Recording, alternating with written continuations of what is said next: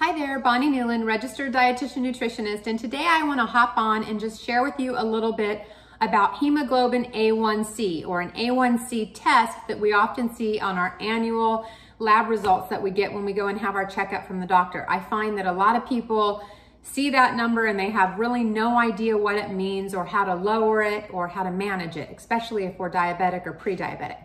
So let's start off. When your hemoglobin A1C is within normal limits, that means that less than 5.6% of your blood is sugar.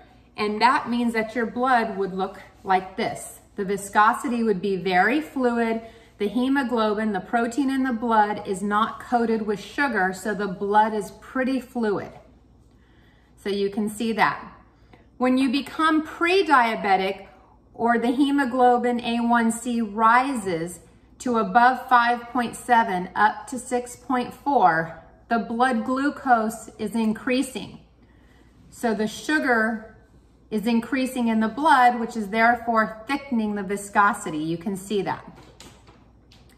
When you become diabetic, the A1C is above 6.5 and beyond.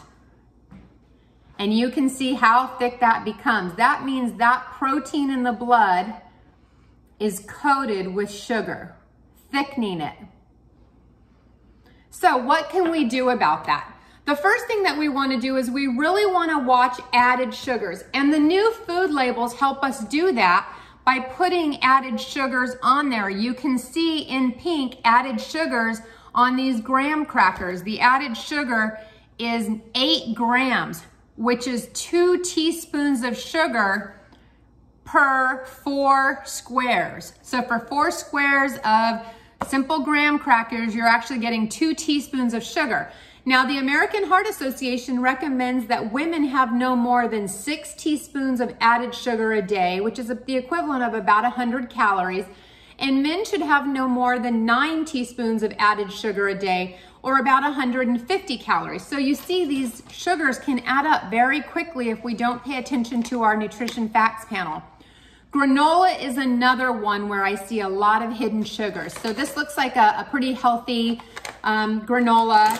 And when you look at the back here, there are 7 grams of added sugar. So again, that's 1.5 teaspoons of added sugar in a 1/4 cup. So you wanna make sure that you watch your serving sizes on things like this. Now, added sugars are not quite the same as sugars that we find in natural foods. The sugar in natural foods like fruit is fructose, which is actually the sweetest of the sugars. And these certainly do impact blood sugar, but the difference is that these have fiber built in.